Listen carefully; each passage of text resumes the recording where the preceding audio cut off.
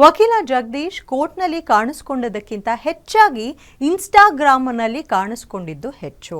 ಅದರಲ್ಲಿಯೂ ಪದೇ ಪದೇ ಒಂದಲ್ಲ ಒಂದು ವಿಚಾರವಾಗಿ ಸುದ್ದಿಯಾಗುತ್ತಲೇ ಇರುವ ಜಗದೀಶ್ ಇದೀಗ ಮತ್ತೆ ಪೊಲೀಸ್ ಸ್ಟೇಷನ್, ಕೋರ್ಟ್ ಅಂತ ಇದೀಗ ಮತ್ತೆ ಜಾಮೀನಿನ ಮೇಲೆ ಹೊರಬಂದಿದ್ದಾರೆ.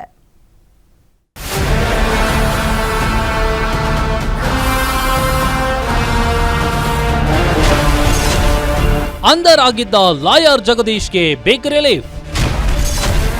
ಜಾತಿ ನಿಂದನೆ ಕೇಸ್ನಲ್ಲಿ ಜಗದೀಶ್ಗೆ ಜಾಮೀನು ಮಂಜೂರು.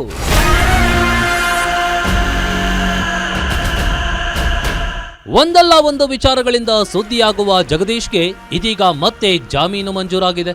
ಜಾತಿಗಳ ನಡುವೆ ವೈಷಮ್ಯ ಬೀರುವ ಅಡಿಯಲ್ಲಿ BNS 196, 299 ಅಡಿಯಲ್ಲಿ ಪ್ರಕರಣ ದಾಖಲಿಸಿದ್ದ ಕೊಡಿಗೆಹಳ್ಳಿ ಪೊಲೀಸರು ನಿನ್ನೆ ಜಗದೀಶ್ನನ್ನ ಬಂಧಿಸಿದ್ರು. ಕೊಡಿಗೆಹಳ್ಳಿ ಮನೆಯಿಂದ ವಶಕ್ಕೆ ಪಡೆದಿದ್ರು.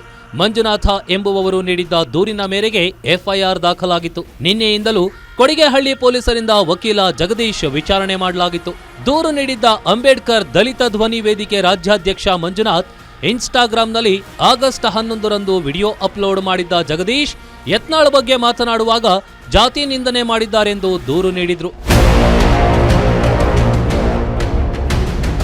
ಆಗಸ್ಟ್ 19ರಂದು ಪೊಲೀಸರಿಗೆ ದೂರು ನೀಡಿದ್ದ ಮಂಜುನಾಥ್ ಮೊನ್ನೆ ಜಗದೀಶ್ ಮನೆಗೆ ತೆರಳಿದ್ದಾಗ ಬಾಗಿಲು ತೆಗೆಯದೆ ಹೈ ಡ್ರಾಮಾ ಮಾಡಿದ್ರು. ನಿನ್ನೆ ಮತ್ತೆ ಲಾಯರ್ ಜಗದೀಶ್ ಮನೆಗೆ ಹೋಗಿ ಬಂಧನ ಮಾಡಿದ್ದ ಪೊಲೀಸರು ವಶಕ್ಕೆ ಪಡೆದಿದ್ರು. ನಿನ್ನೆ ರಾತ್ರಿಯಿಂದಲೂ ಸಹ ವಿಚಾರಣೆ ಎದುರಿಸಿದ್ದ ಜಗದೀಶ್ ಅನೇಕ ವಿಚಾರಗಳಿಗೆ ಉತ್ತರಿಸಿದ್ದಾರೆ. ಇನ್ನು ಜಗದೀಶ್ ಮೊಬೈಲ್ ಅನ್ನ ಪಡೆದಿದ್ದ ಪೊಲೀಸರು ಸಾಕಷ್ಟು ವಿಚಾರಗಳನ್ನು, ಪ್ರಶ್ನೆಗಳನ್ನು ಕೇಳಿದ್ದಾರೆ. ಅದೆಲ್ಲದಕ್ಕೂ ಸಹ ಜಗದೀಶ್ ಉತ್ತರಿಸಿದ್ದಾರೆ. ಇಂದು ಮಧ್ಯಾಹ್ನದ ಹೊತ್ತಿಗೆ ಜಗದೀಶ್ಗೆ ಮೆಡಿಕಲ್ ಟೆಸ್ಟ್ ಮಾಡಿಸಿದ ಪೊಲೀಸರು 3 ಗಂಟೆಯ ನಂತರ 7ನೇ ACJM ಕೋರ್ಟ್ಗೆ ಹಾಜರುಪಡಿಸಿದ್ರು. ನಂತರ ಕೋರ್ಟ್ ವಾದ ಪ್ರತಿವಾದ ಆಲಿಸಿ 8,000 ಶ್ಯೂರಿಟಿ ಬಾಂಡ್ ನೀಡಿ ಎಂದು ಹೇಳಿ ಜಾಮೀನು ಮಂಜೂರು ಮಾಡಿದೆ. ನ್ಯಾಯಾಲಯಕ್ಕೆ ಸರಿ ಅನಿಸಿದೆ, ಕೊಟ್ಟಿದ್ದಾರೆ.